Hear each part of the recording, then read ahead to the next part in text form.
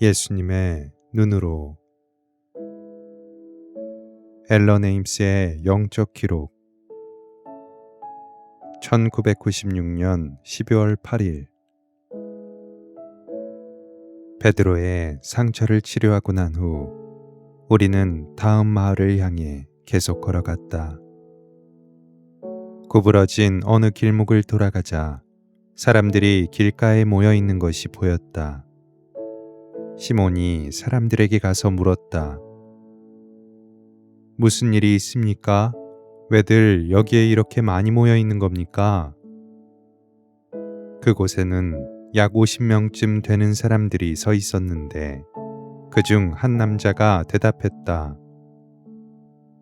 여기서 치유를 해주시는 선지자가 한 분 계십니다. 매일 이 시간에 그분이 와서 강론도 하고 온갖 질병을 다 치유해 줍니다. 그분을 보러 사람들이 여기로 모이는 것입니다. 조금 있으면 더 많이 모일 겁니다. 그분의 말을 듣기 위해 어떤 때는 200~300명 이상이나 모이거든요. 그 선지자가 누굽니까? 야고보가 약간 미심쩍은 얼굴로 그 남자에게 물었다. 그 사람의 이름은 토마스입니다. 지혜의 토마스라고 부르지요. 나의 제자 토마스는 그 남자가 마치 자신을 그 선지자라고 말하기라도 한 듯 민망해하며 나를 쳐다보았다. 나는 토마스에게 미소를 지어주었다. 그 남자는 계속 말했다. 기다렸다가 한번 들어보십시오. 한 사람당 은전 한 입밖에 안 받습니다. 뭐라고요? 돈을 내고 들어야 한단 말입니까? 유다가 놀란 목소리로 외쳤다. 그럼요. 그 사람은 아주 훌륭하고 거룩한 사람입니다. 그 남자가 대답했다. 주님, 여기서 기다려 볼까요? 베드로가 귓속말을 했다. 그래, 잠깐 동안만. 하고 대답해 주었다.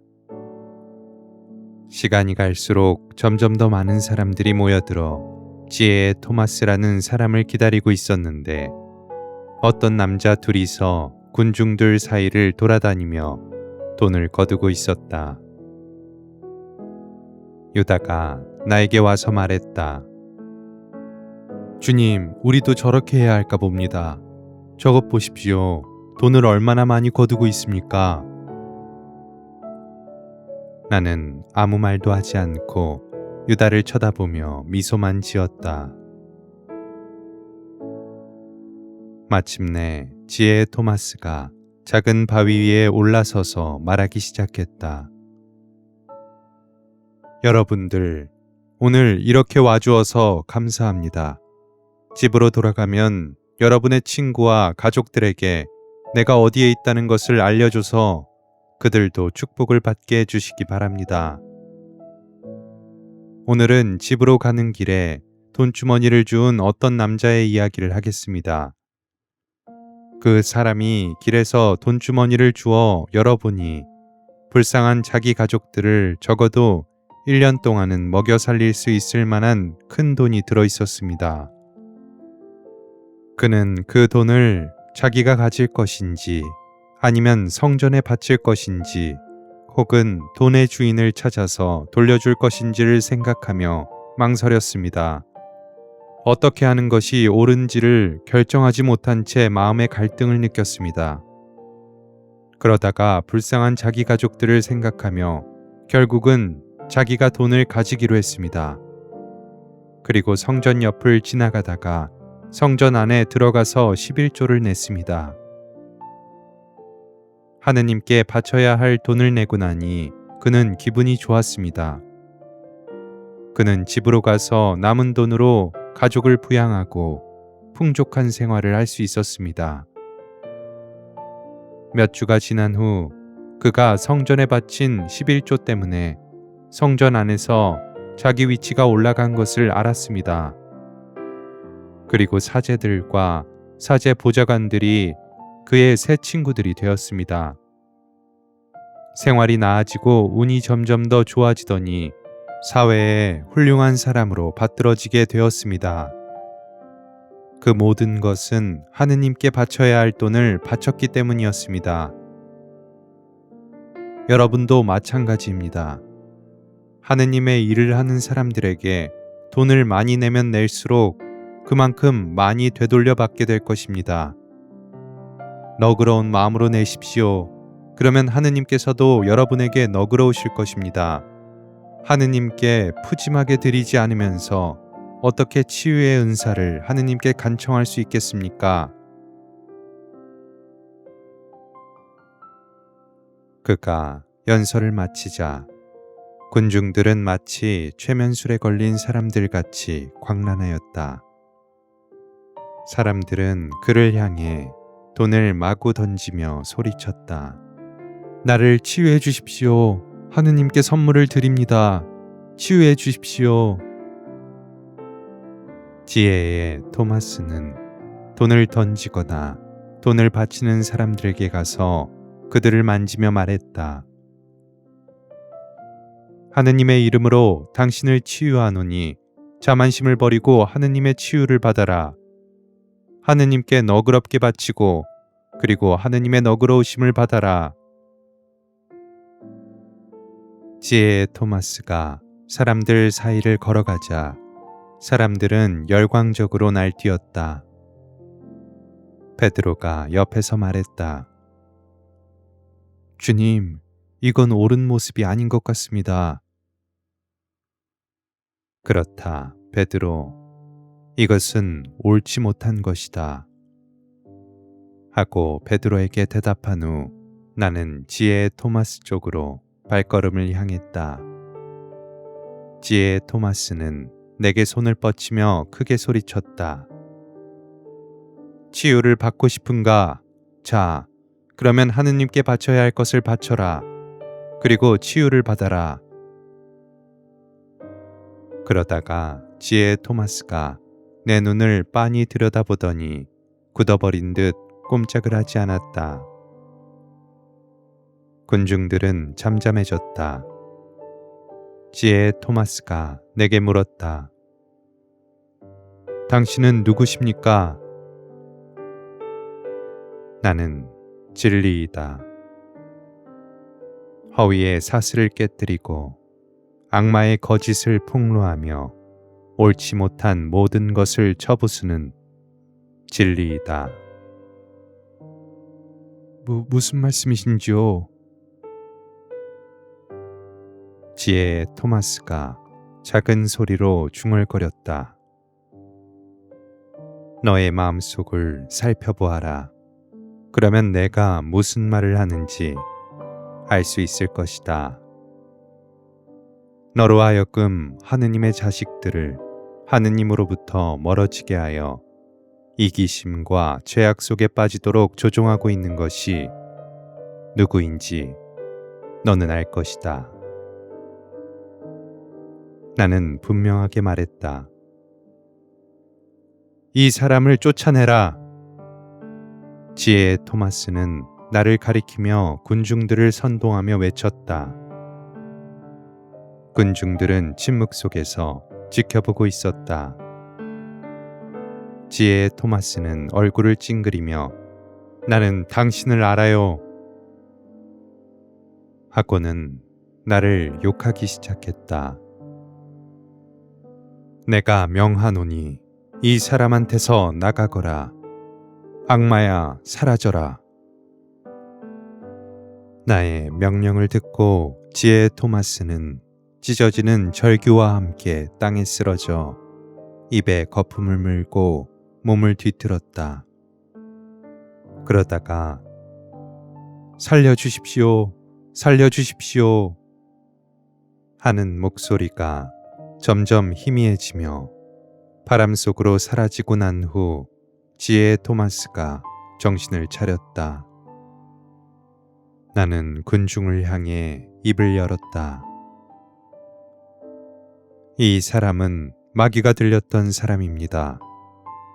이 사람은 여러분에게 탐욕과 이기심을 가르치고 죄를 짓도록 가르치면서 그것을 하느님의 뜻이라고 말했습니다.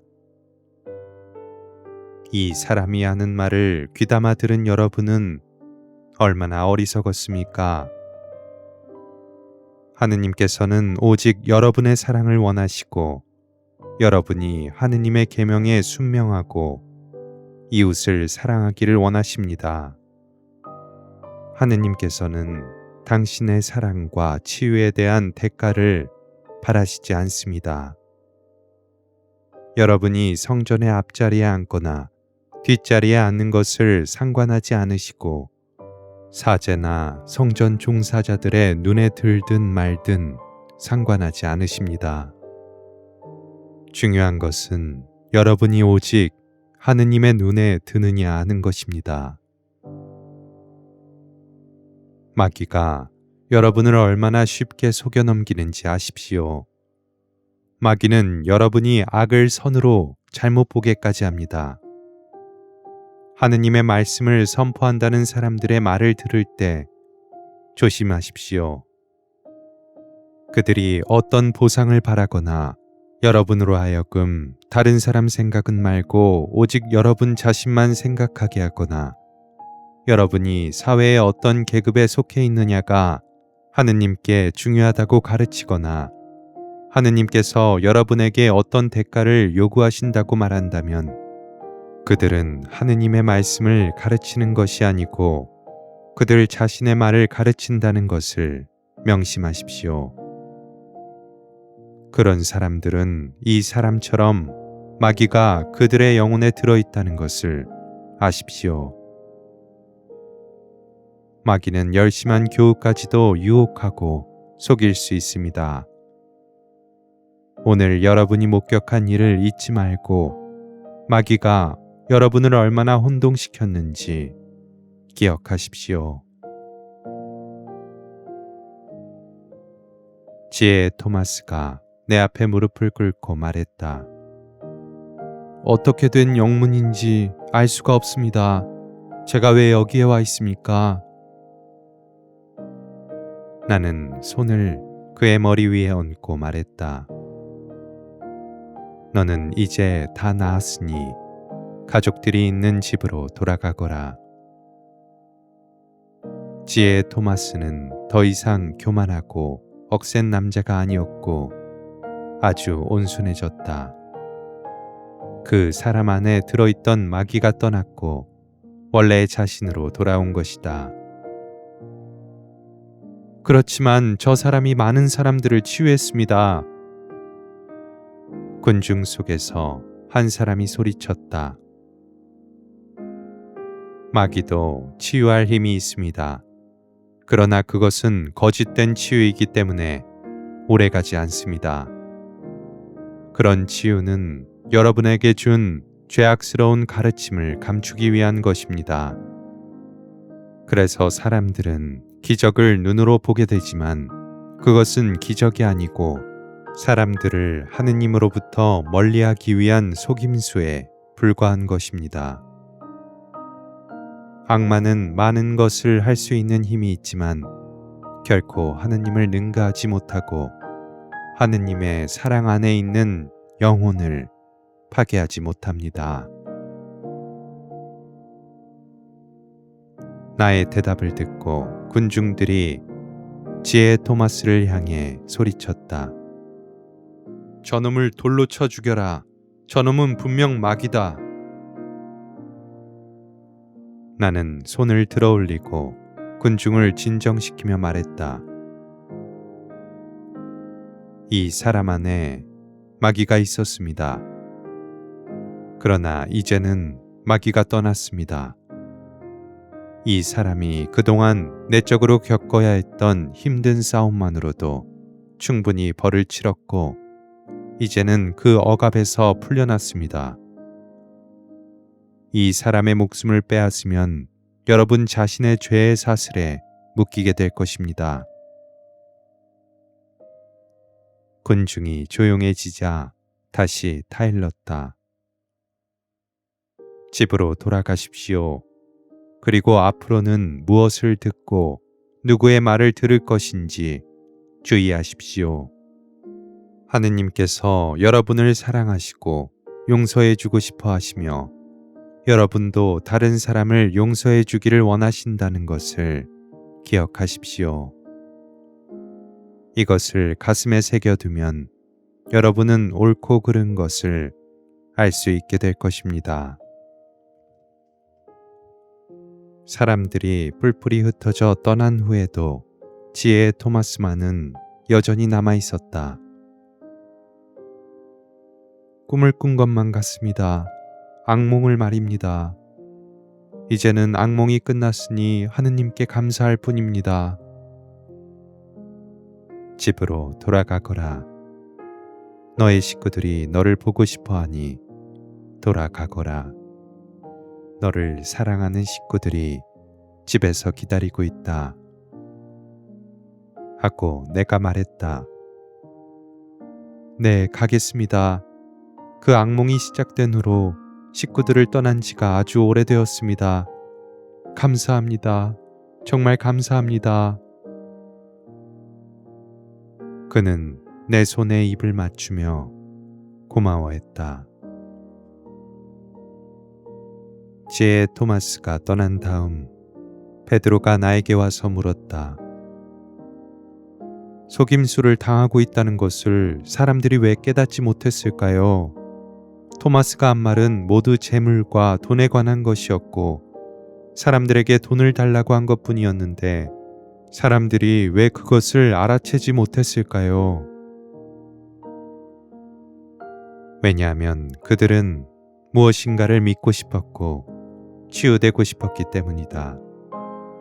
그리고 자신들이 살아가는 그런 방식을 인정해주는 말을 듣고 싶어 했기 때문이다. 많은 탐욕과 이기주의와 자만심으로 살아가는 그들은 그렇게 살아가는 것이 옳다고 누군가가 말해줄 때 그 말을 믿고 싶어 했다. 진리를 들었을 때 받아들이기 어려운 이유는 자기 생활 속에 넘치는 죄를 알아보게 되고 자기 생활을 바꾸어야 한다는 것을 알게 되기 때문이다. 사람들은 자기 생활을 바꾼다는 것을 너무 어려운 일로 생각한다.